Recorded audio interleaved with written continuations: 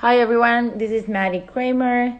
I speak English and Spanish, so when you have questions, be free to ask me in both languages. I'm based in New York, so hey, Carmen here, go for it. Awesome. I'm in New York. It's 2 p.m. You guys, you imagine there it's 8 p.m. So you're having a little bit of wine, enjoying some cheese. So yeah, a little bit about myself. I'm a associate creative director. I've been in the industry for 12 years or so. I was recently in an agency called Anomaly, where I was leading accounts for Diageo, mostly alcohol, Don Julio and Buchanan's, and because of all this coronavirus, I got laid off a couple of weeks ago, but I'm actually enjoying my time off.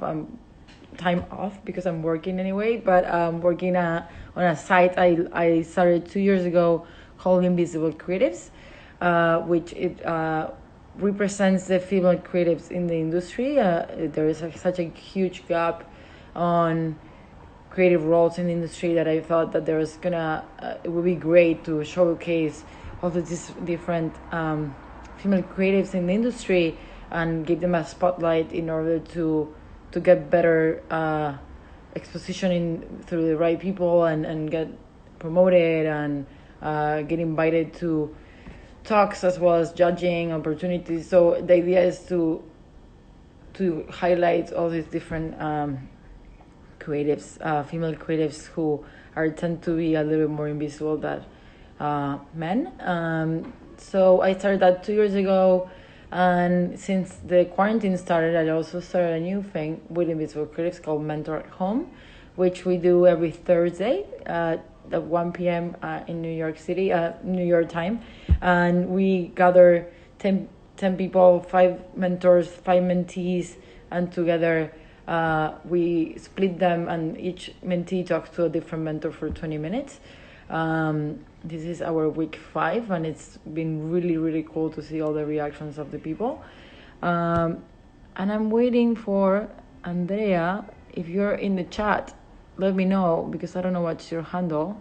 And so yeah, so a little bit of before I was in Anomaly, like in my agency side, so I feel like I have 2 lives. One is the agency life, and then my side project life, which I have a lot side projects. Mostly are more female focused and trying to like gender equality.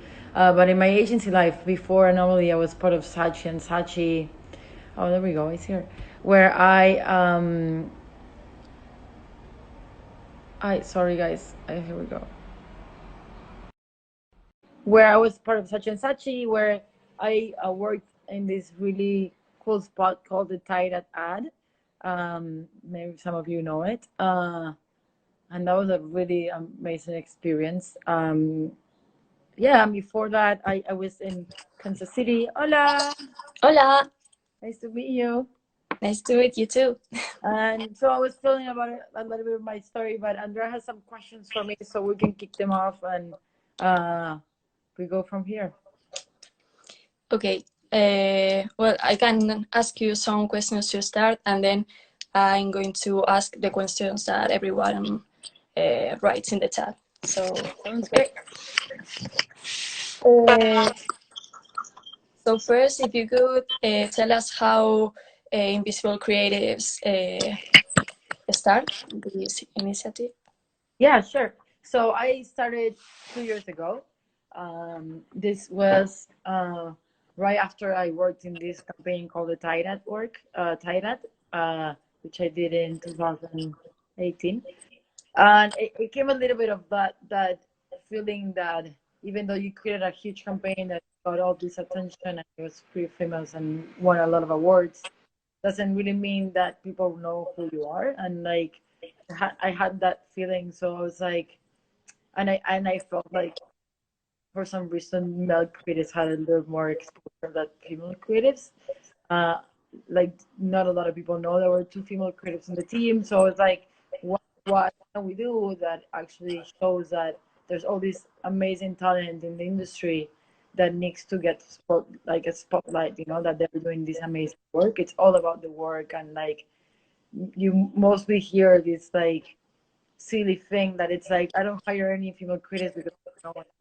So we just, by creating a database with every female creative in the world, we just kind of disregard that comment, because they're like, here they are, there's so many with amazing talent, with amazing work.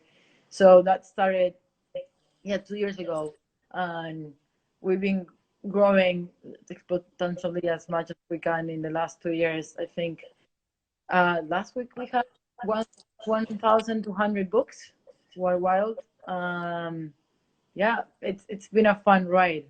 Uh, Trying to juggle with the job and that, and then I lost my job a couple of weeks ago, so now I'm like 100% working in visual creatives, which is awesome. I kind of love it.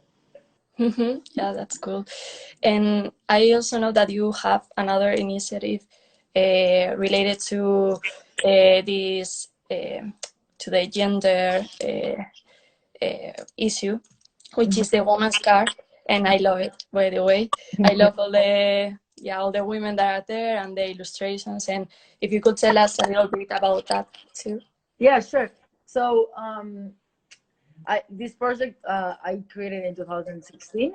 It was mostly made out of rage, to be honest. I was living in Kansas City at the time, which is mostly how we call it here in the States, red state, which is like a very Republican state, and like and it was the middle of an election, and the current president of the United States, which I'm not a big fan of, was competing to get the election between him and Hillary Clinton. A lot of us are familiar with that. And then he commented that Hillary Clinton had something called the woman card in order to get more votes. So I was like, oh, that's really interesting. What does it mean to be what's the woman card? Like, can we define that? And the woman card is literally showcasing all these different ways to change society for all of us. You know, we wouldn't be here in these jobs we have and the roles we have today with all these women before us that they're doing the job for us. You know, so I was like, really finding woman card. It's like all these women are queens, all these. They're like our role models in a sense. So I put it together. I just had the glimpse of the idea, and what was really amazing was that I kind of like created like a snowball effect, and I ended up like making people believe in this idea. And at the end, there were like 60 something illustrators from all over the world that created the illustrations for each of the different cards. Like a friend helped me create the logo, so it was more like a collaboration of us, you know, a group of creatives coming together to believe in this project. And what it was really close to my heart, like after we created the project, I at the beginning I wasn't gonna make sure if I was gonna sell it or not, and like if it was gonna come to life digitally or physically, and someone convinced me it should be physical, and then all the profits we sold from are donated to gender equality, so we don't make any money out of it. But it was so awesome to keep selling. Like, it's been almost 5 years and it keeps selling, and like it's amazing just to like I put the deck together and like put the package together and like write it and go to the mail and like mail it myself. It's like so powerful. Like at the beginning we want to make sure all these women that they were featured knew that this was happening and how much we really appreciate them. So I somehow managed to like stalk a lot of people to get the emails and mail addresses from like Malala and like Hillary Clinton, and I emailed them to like everyone, like literally myself, and like got answers from them. So it's like a really powerful project. We are it's not secret, I'm telling you, but it's like there's something new coming out in a couple months, and we're really excited. It's like a new iteration of the woman card that we're working with a group of friends, which I think is going to be pretty awesome. It's a new take on the woman card, which is pretty cool. So be there. That's great. Can't wait to see it. I also wanted to ask you even though the advertising industry has evolved a lot, because a few years ago it was something that it was more of a men thing, like many things, and now of course you have like one of the purpose of the invisible creatives is that to show that there are women there. But do you think that being a woman still affects to get into the industry? I think, based on statistics, to be honest, like I think getting to the industry, there is a little bit more equality in lower roles than there is in upper roles, and I think there's many factors that makes that difference. One, it's definitely like uh, we. I think I talk about for myself, but like from the people I know and all the creatives I know that have been here, like female creatives that have been here for a while, I think we just get tired of trying to get to the top, and we just decide to make our own thing. Obviously, uh, time management is a big thing in advertising that it's changing. It's changing for good, but it took a lot of years to be like, you don't have to work until 2 in the morning to create a good idea. So that also brings a big factor when you are thinking of having a family. How can you juggle it together? Um, and also, I think we're playing catch up. To be honest, it's not that there's not as many female creators in the top because of their abilities. I think it's because 50 years ago there were only men, and we're sort of trying to be catch up to those roles that have been happening for so many years. And some agencies are definitely more open and more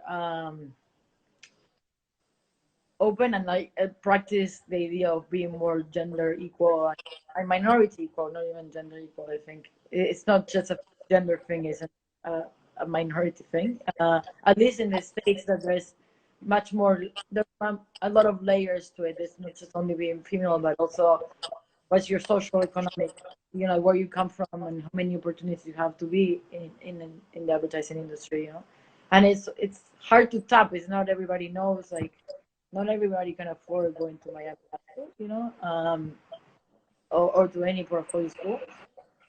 There's some lucky people like us that did go or went to Miami High School to have the opportunity. And our school is all about connections, and the industry is about connections. So I think you also talk about those opportunities through that. And what really happens, it's all about what I understand from things I learned and read over the years. It takes a lot longer to get promoted because you end up hiring the same people, and that means people you feel comfortable with because they have the same personality and they have something in common with you, instead of hiring someone that is totally opposite from you. So, and I think that doesn't even happen just to men. I think it happens generally. Like you're more tend to hire someone that has the same ideal goals or the same values that you do than someone that don't. Like I'd be like, oh, even like if I'm a liberal Democrat, it would be easier to hire that than someone that is the opposite, because I will feel more uncomfortable. But that make you uncomfortable is when you bring the best ideas to the table. It's like it's having a different point of view. So I think that it's a mix of things. It's definitely better. It's how we teach the people in the top to be less afraid of hiring someone that it looks different. Mm-hmm. Yeah. Okay. And do you think that it's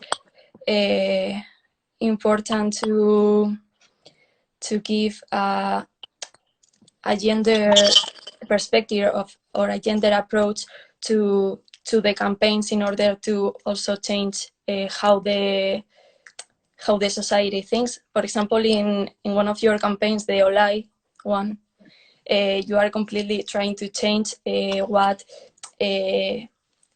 age is for women, and because it's for the, well, if you could explain a little bit the campaign and how do you think it's important? It came from what the product really means. I think you have to go from the beginning, like what's this product stand for and how can we make something, right? Like not everything needs a point of view from a woman's perspective. I think you have a point of view regardless because you buy things in a way that men do, like, and that gives you a different point of view. Like the bigger, and it gets a little bit more like campaign, but like the biggest buying power in every country almost, it comes from the woman. Like we are the ones who buy products most of the time in the house.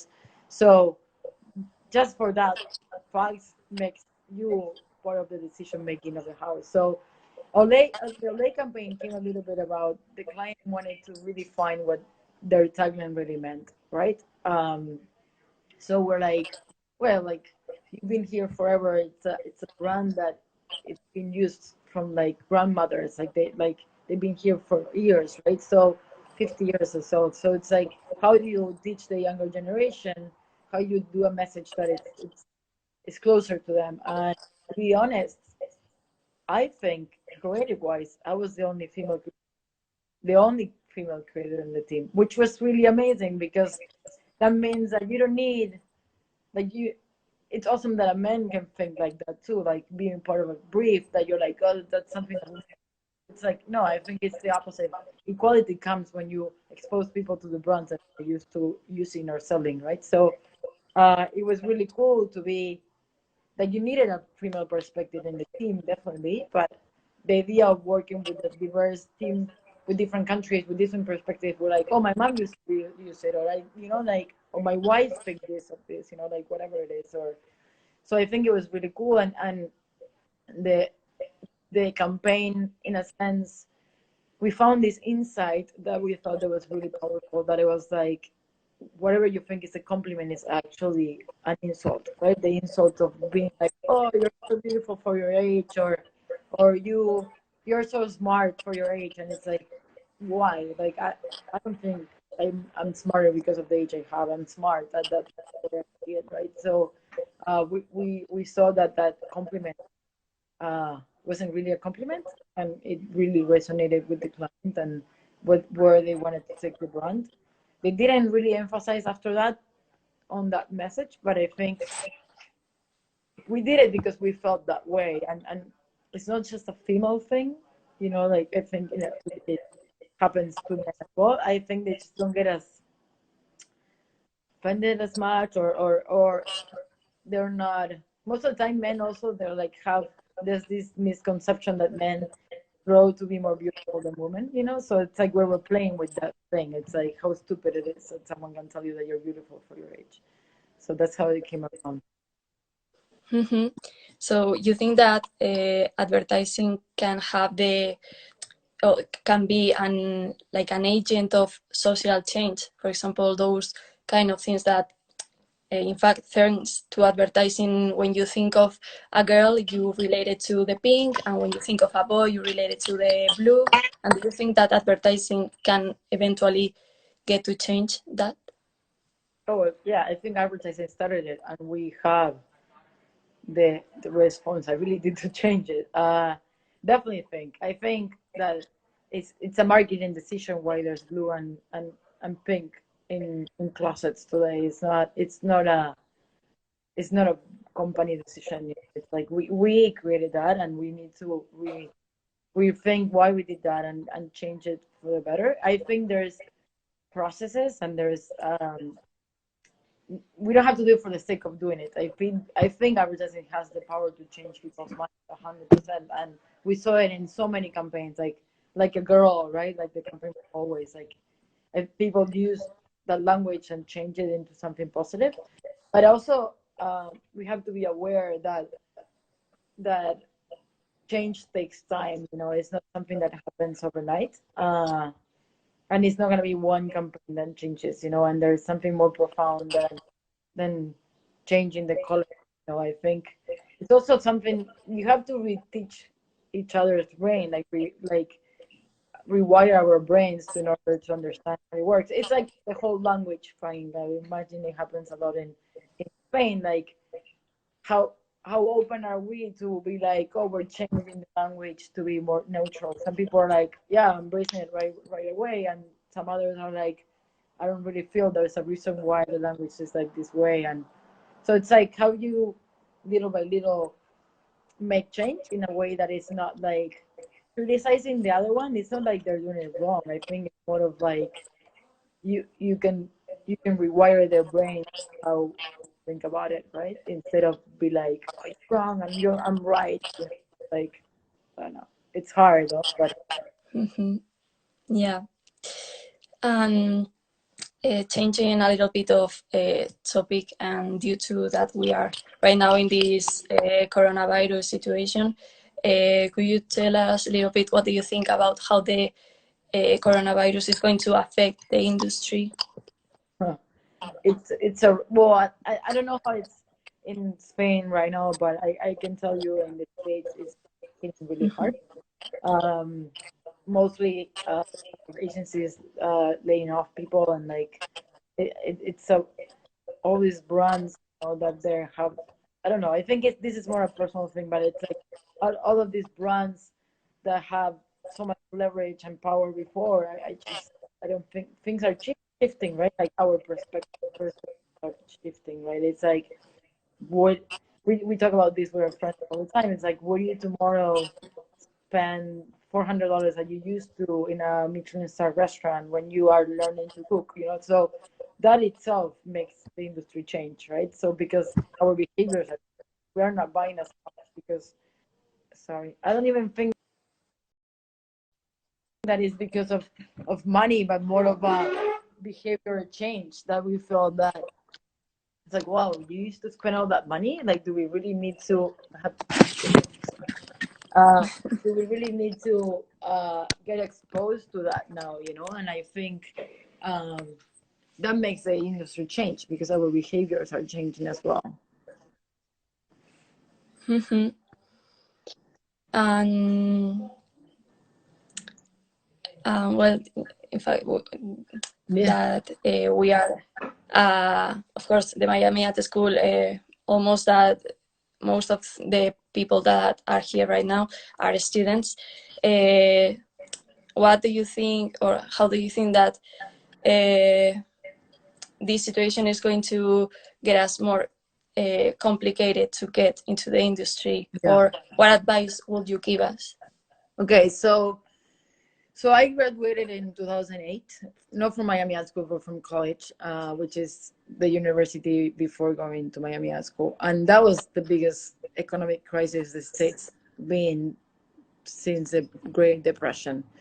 And to be honest, I was an intern for like a year in a like place, you know, like I needed to like learn somehow to do this, so I was like exposed to the industry from like how can I help. That was my role. How can I become better at this? I was like by exposing myself to any job. I think I was lucky that that was 2008, and then I went to art school, so I took that time to the industry to pick up and then get into it. But I think I will like get any opportunity you have, you know, like you never know if they're gonna end up hiring, you know, a junior creative. So I think the idea of seeing everything as an opportunity, right? Like, and to be honest, a lot of the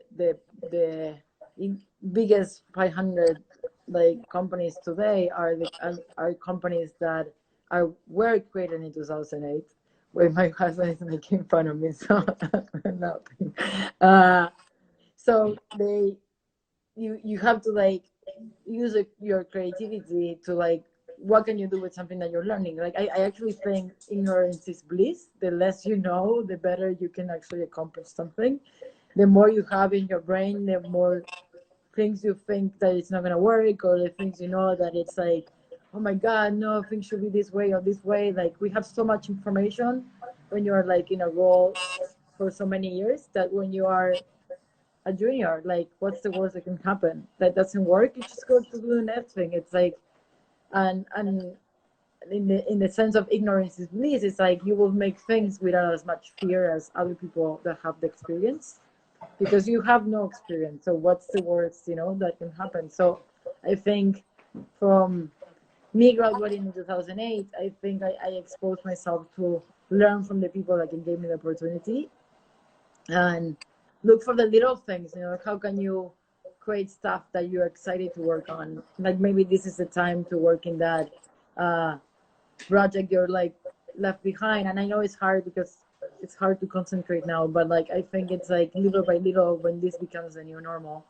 you're gonna start working on those stuff, and that make you like get the job that you really wanted, you know, like and then like work towards your book for things that you really want, you know, like don't just like try to get to an agency to have the experience, but then work on that book in order to find the agency you think you want to be part of, because not every agency is the same and not all the work is the same. So I also will go reach out to the people you want to work for, you know, like you never know, maybe they have that role open, or maybe they're like, you know what, I don't have a junior creative role, but I have a social content role, do you want to have it? And you're like, sure, I want to learn. Like, but the idea of working with X, it's amazing because it's the person you want to work for and learn from. So that's my advice. It's like, just follow who you want to work for and try to reach out, and yeah, reach out as much as you can. I am a big believer that if you open the door, most of the time the door opens back to you. And that's how I actually did my career. Like I end up in Saatchi working in Thai because I met the CCO 4 years before, and I was like, oh, I love the work you do, and blah blah blah. And 4 years later, he hired me. So yeah, you never know. Yeah. So now that you are talking about your career, if you could tell us a little bit how has been the different agencies that you have been since you go up from the yeah. So I finished Miami High School in 2011, and I thought I was gonna get a job in New York. I thought that was so cool, and I didn't. So I went back home, which is Miami, where I went to Miami High School, Miami, and I did the 3 internships that you get to do, 4 internships, and my first one was in Stockholm and Saatchi, and then I came to New York to FCV in New York, and then from there I went to finish my portfolio at San Francisco, and then from there I came back to New York, and then when everything finished, I went back home to Miami, and I was like, I don't know what to do. And there was this agency, which is a Hispanic agency called Subi. I wasn't really excited about Hispanic. I was like, oh, Hispanic, but I ended up taking that job as a freelancer because that's what they offer me, and I learned a lot. I was there for a couple months, and then I was like, you know what, I really want to try the West Coast. So I went, and I went to a portfolio review without knowing anyone in LA, and I found a freelance opportunity to go today to work at Saatchi LA. So I was there for a couple months, and I didn't really like the LA. So I went back home, and I was like, I don't know what I'm gonna do. There's no agencies in Miami. Back then there was no David, no Gat. Things were not as fancy as now.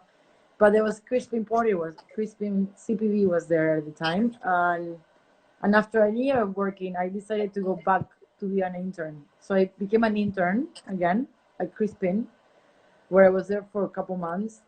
I never worked as hard as I did in those 4 months. I barely slept in my house. I was working so many hours that I had enough money to actually have my own apartment, which I was never at. And then from there, I got a call to be part of this agency, which is the Hispanic agency for Saatchi called Conil. And funny enough, my first brief ever was for a Tide commercial in Spanish for the Hispanic market in the States. And 5 years later, I won a Grand Prix with a Tide commercial at the Super Bowl. And I never thought in my life I was going to have that opportunity of going full circle. So, but when I was at Conil, I was there for a year and a half, and I was really curious about learning something new. So I ended up coming to New York to do this summer camp for adults for technology called ITP in NYU, and I was like, I'm gonna find a job in New York. I just got my first shortlist at Cannes. I was like, I'm so cool, everyone's gonna hire me. Well, that wasn't true. So I ended up getting an opportunity to go back to LA, which I didn't want to, but I was like, no one is hiring. I think I went to like 50 or 60 interviews in 6 months. It was a lot of work and really tough, but I found this freelance job in an agency called In Ocean, which is They have Hyundai, which one of the car brands. And I was there for a little bit. And then this agency I used to be in Miami had an office in LA, and they rehired me. And when they rehired me, I was in charge of the social media part of it, which was kind of new at the time. And I worked with a really cool group of people, and I was exposed to the clients, and I got the chance to work with a coworker there in Young Lions brief, and I won, and I went to Cannes in 2014 as a young lion. Lost at Cannes, but it was awesome. I got to go after that experience of looking for jobs everywhere. And in 2015, I moved to Austin, where I moved to this agency called animó, which was another Hispanic agency. Funny enough, was where I met my husband. And I went to Cannes again because I was part of the Seed Beat program, so I wanted to be part of that. So I went to Cannes 2 years in a row, which was really awesome. And that opened the doors to where I am today, because Invisible Creatives comes from that experience, and the people I met. And my partner in Invisible Creatives is the founder of See It Beat. So that was pretty amazing. And then from there, to be honest, I lost my job. They lost an account, and they needed to lay off a lot of people, and I lost my job, and I ended up going to Kansas City, which is in the middle of the country.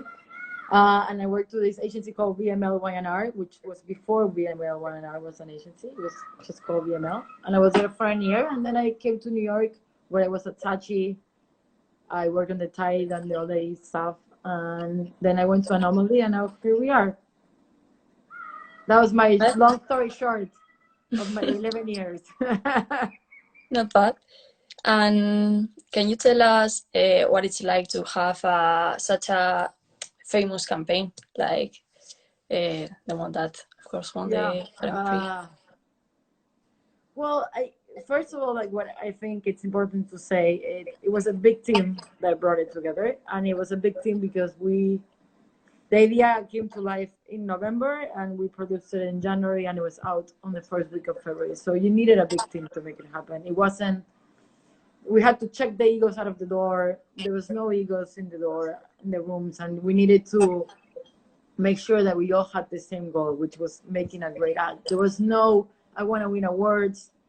It was like, if this is amazing, it could win awards. It wasn't like we're gonna go win them, and I think that was different. And then the diversity was a huge thing. Like, it was a big diverse team of creatives. It was 2 Argentinians, 1 Peruvian, 1 Australian, 1 Italian, 2 Brazilians, and 3 Americans, or 4 Americans. And that made such a big difference, because it definitely had a different point of view in every script, and it was like, I don't know, 100 something scripts that we wrote. Like, it was crazy, like decks and decks of things, and we had to change things mid-shoot because things were happening with the brand that we needed to check in. So make sure that we didn't have certain scenes on the script. So it was a really interesting process, and I think I really enjoyed the winning, not because of the win itself, but because of the process of it. It wouldn't be as amazing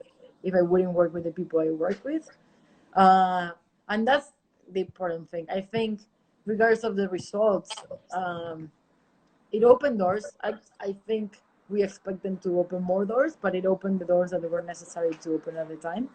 And yeah, I think that it wasn't just because of the idea itself, but the experience that the idea brought. The idea of working together, that there was like no art directors or copywriters. Everybody was writing, everybody was designing.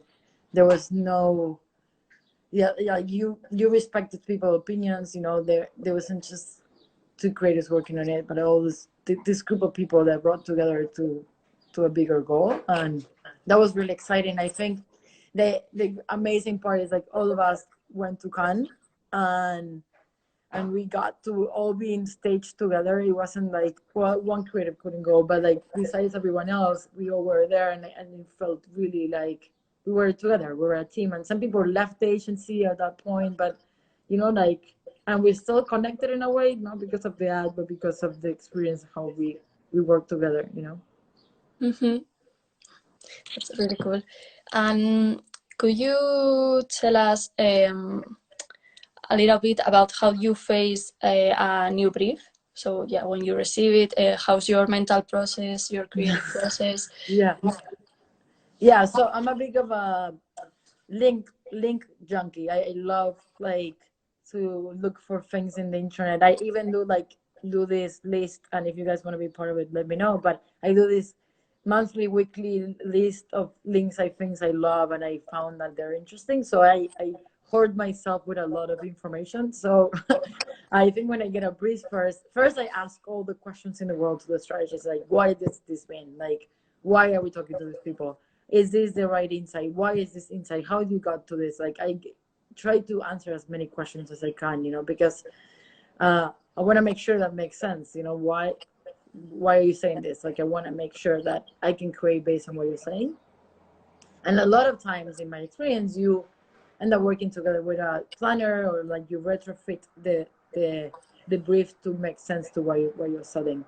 And then I tend to go to a one-on-one with myself and the laptop, and the internet and Google, and like look for the things that I think that has a great insight. Like, look for facts, look for things that they're meaningful. What's the insight? Like, always looking for that thing that justifies your idea, right? Like, I always say Tide was like, the brief was like, literally it was doing better than last year, because they had a huge amazing campaign that won a lot of awards.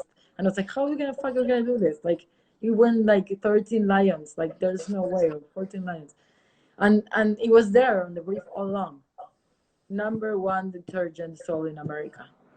That means everyone had clean clothes, washed it with Tide. So, but it took us so long to see that fact. That was a fact, that was the insight. The fact was the insight. Like, so it's like finding those things that they're so peculiar, right? So I tend to go in a rampage of like the internet and try to find what's that insight, what's that fact that makes it different. And then from there, depending like who's my teammate, most of the time we work together and sit down. It's like, hey, I found all of this. What do you think?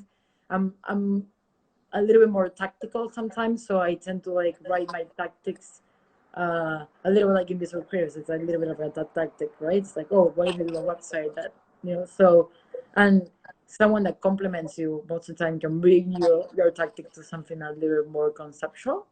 And that's like the best, when you have someone that can help you manage that both sides of the coin. So yeah, that's a little bit. And then over the years, I learned, even an art director by trade, the only way to survive as an art director is to learn to write, because you someday are going to become a creative director, and you need to understand how to write the script if someone else is not doing it. I'm not saying I'm amazing at it, but I had to learn to write my own scripts in order to make my ideas happen, or in order to be like, oh, the writer has this idea, but I have another point of view how to write that script. So sometimes I end up writing my own script of the same idea, so we together can merge them and make a better script. So that's something I also learned over the years.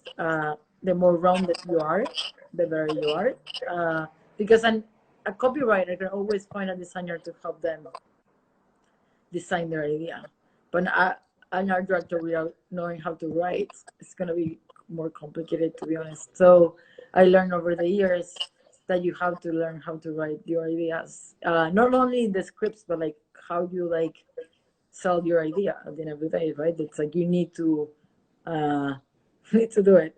I always say, like, I taught a class here in Miami High School. It was like, I don't care if you're an art director, you need to write it. You need to write scripts. You need to write taglines. Like, it's part of the job. Yeah, so you think the roles of art director and copywriter are no longer that separate, so they are mixing more with the years? Yeah, I think you at the beginning they're a little bit more separate, and the more you grow in the industry, the less you actually depend on someone else. It's not as common to see a creative director that has a partner, so you have to learn both. Like, I think the role of creative director is, if your team is not scoring the goal, you have to be the one that scores the goal. So if you don't know how to score, you're screwed, because you need to sell the idea, right? So it's like, the more you go in the industry, the more need you have to score yourself, right? Like, you need to want to be like, oh, they cannot solve it. There's a meeting in an hour. I need to write the script to make it work. So you have to learn those traits regardless. And again, I think, in a way, because designing is so tactical, that you, as a creative director, will always find a designer, like a junior designer, that can do it. But like a really great copywriter, I think there's great junior copywriters, don't get me wrong, but I think you get to be more precise with words the more you are in the industry, and the more you understand your clients and things like that, that they're like something you think they're gonna buy. So yeah, and I actually am a true believer that you should have a mix of people, right? They shouldn't be just copywriter art directors. I love when you have a developer on your team, or someone that knows how to make interactive things. Like, you are much more immersed in things that they're different. I wish we had an agency that have architects and doctors and physicians, like whatever, like, like you have more point of view, like when you have more people, more diverse backgrounds. Mm-hmm. Okay. Well, now maybe people want to ask some things, but meanwhile, could you tell us what are your like sources of inspiration? For example, some people have like the cinema or books or. Yeah, I definitely think it's a mix. I was saying, like, the whole link thing. I have my thing called Fitly, which is like an RSS reader. I most of the time go and like have all these things organized, and I click them and like see them every day. So I have certain sites I really like that I get inspired.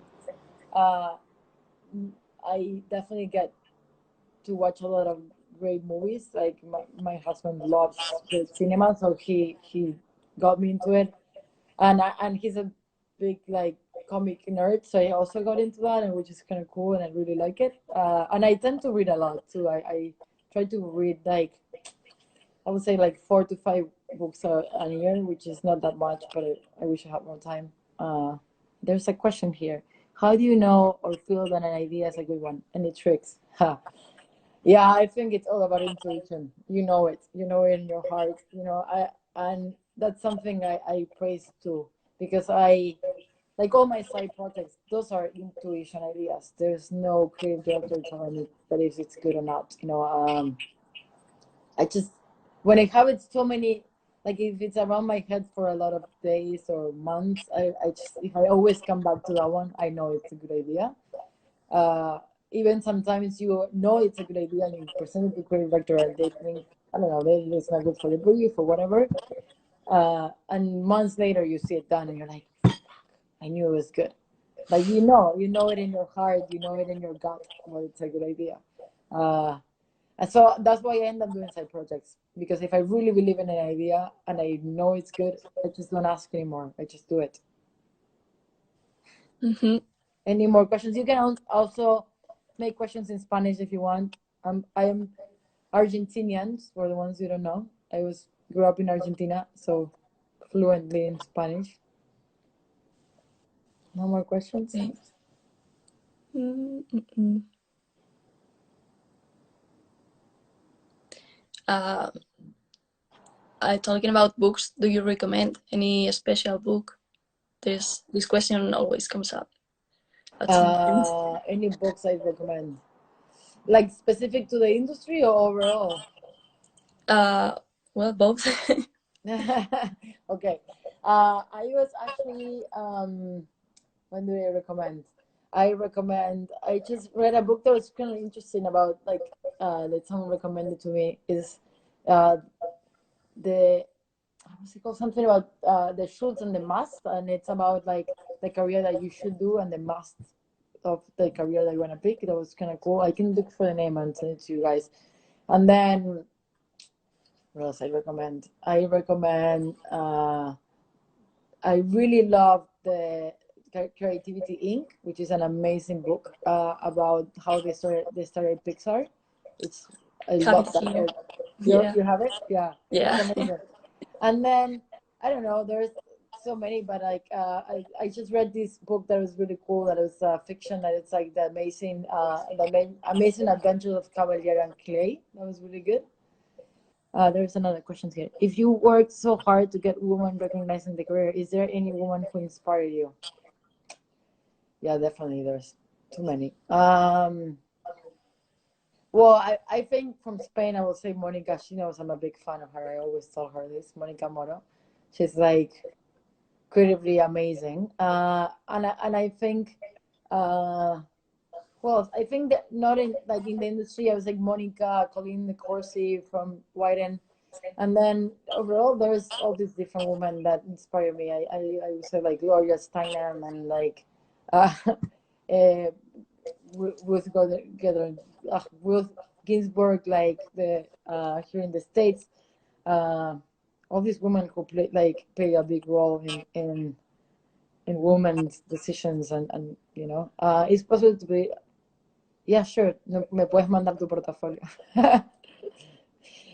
Sí, mi email es Maddy, Maddy o MDDY, @invisiblecreatives.co. So send me an email there and I'll be happy to judge your book. So, any Lo more escribo acá, questions? ¿verdad? Para que lo tengan. Maddy.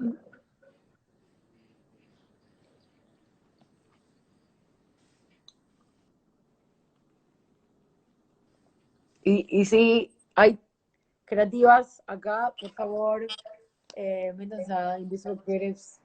Nos encantaría ayudarlas de cualquier manera, like any way you want. Like if you're part of the site, now we're adding, if you are looking for a job, we're adding a little like ribbon on your page that says that you're looking for a job. So we're trying to help as much as we can. And if you want to be part of the mentorship program on the site itself, you can be registered there. ¿Qué recomendarías a un joven filmmaker, fotógrafo que busca apostar por el mundo de la publicidad? Okay, so I can respond in Spanish. Depende qué rol estés buscando adentro. Creo que si estás buscando ser director o fotógrafo adentro de la publicidad, me pondría en contacto con esa parte de la industria, ¿no? Y hablaría con los directores que te gustan y de vuelta que mostrarles tu reel, mostrarles lo que estás creando y que te den feedback y con eso poder mejorar lo que estás haciendo y poco a poco esa misma gente es la gente que te va a terminar consiguiendo los trabajos. Any more questions?